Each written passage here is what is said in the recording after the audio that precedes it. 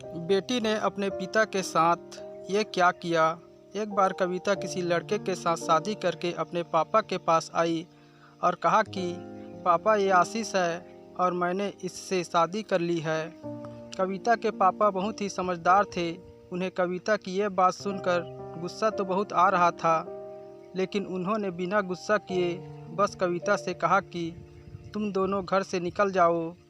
कविता ने कहा, पापा, आशीष के पास अभी कोई काम नहीं है, प्लीज़ कुछ दिन अभी हमें यहाँ रहने दीजिए। लेकिन कविता के पापा ने फिर से कहा कि तुम दोनों यहाँ से निकल जाओ। कुछ सालों बाद कविता के पापा की मौत हो गई। दुर्भाग्यवश आशीष ने भी कविता को छोड़ दिया था और कविता एक रेस्टोरेंट चलाकर अकेले ही अपने एक बेटे और बेटी का पालन पोषण कर रही थी।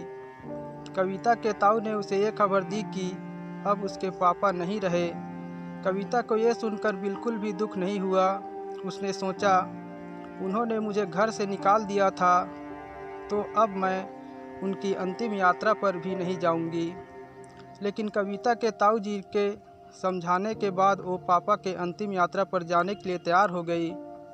कविता अपने पापा के अंतिम यात्रा पर गई, लेकिन उसे अपने पापा की मौत का कोई दुख नहीं था। कविता के पापा की आज 13वीं थी। सभी कार्यक्रम पूरे हो चुके थे, सभी मेहमान भी जा चुके थे। तभी ताऊ जी ने कविता को एक पत्र दिया और कहा कि ये तुम्हारे पापा ने मुझे तुम्हें देने को कहा था। कविता कमरे में गई और पत्र खोला। उसमें लिखा था, मेरी प्यारी गुड़िया, मुझे मालूम है कि तुम मुझसे बहुत नाराज़ हो। मैंने तुम्हें घर से बाहर निकाल दिया था। तुम दर दर की ठोकरें खा रही थी, तब भी मैंने तुम्हें नहीं बुलाया। लेकिन क्या करूं, उस वक्त मैं भी बहुत दुखी था। याद है जब तुम 5 साल की थी, तब तुम्हारी माँ हमें छोड़कर चली गई थी।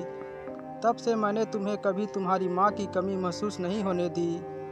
पूरे दिन तुम्हारे स्कूल के गेट पर बैठा रहता। वो कच्चा पका खाना जब तुम्हें पसंद नहीं आता तो तुम्हारे लिए फिर से खाना बनाता ताकि तुम भूखे ना रहो। रात रात भर जब तुम पढ़ाई करती तो रात भर जग कर तुम्हें चाय बनाकर पिलाता। बड़े होने पर वो तुम्हारा छोटे कपड़े पहनना, शराब पीना, पार्टियों में जाना, इस सब चीज़ों में मैंने तुम्हारा साथ दिया।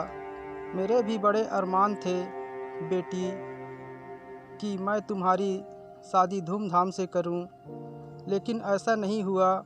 तुम्हारी वजह से मैंने कभी दूसरी शादी नहीं की। लेकिन तुमने अपनी ज़िंदगी का इतना बड़ा फैसला अकेले ही कर लिया। उसमें भी तुमने एक ऐसे लड़के से शादी कर ली जो फिर वासना और पैसों के लिए न जाने कितनी लड़कियों की ज़िंदगी बर्बाद कर चुका था।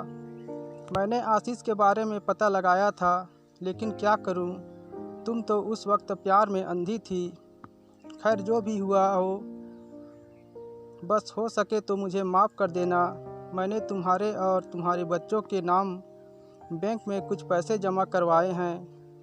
2-3 घर और कुछ ज़मीन के कागजात भी तुम्हारे नाम कर दिया है। तुम्हारी माँ के गहने भी अलमारी में पड़े हैं। ये सब तुम्हारा ही है। तुम्हारा पापा। कविता की आंखों में आंसू थे। कविता ने सारी बातें ताऊ जी को बताई। ताऊ जी ने कहा, कविता, जो पैसे मैंने तुम्हें घर और रेस्टोरेंट खोलने के लिए दिए थे वो भी तुम्हारे पापा ने ही मुझसे दिलवाए थे। यह बात सुनकर जैसे अब कविता के दिल में एक तूफान सा उठ गया था।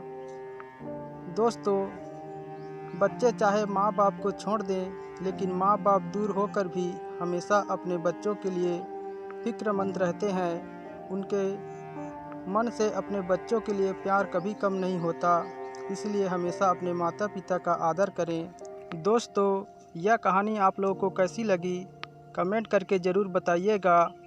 ऐसे ही और मज़ेदार कहानियाँ सुनने के लिए हमारे चैनल को सब्सक्राइब कर लीजिए, लाइक कीजिए, शेयर कीजिए। इस कहानी को सुनने के लिए आप सभी लोगों का मेरी ओर से दिल से धन्यवाद।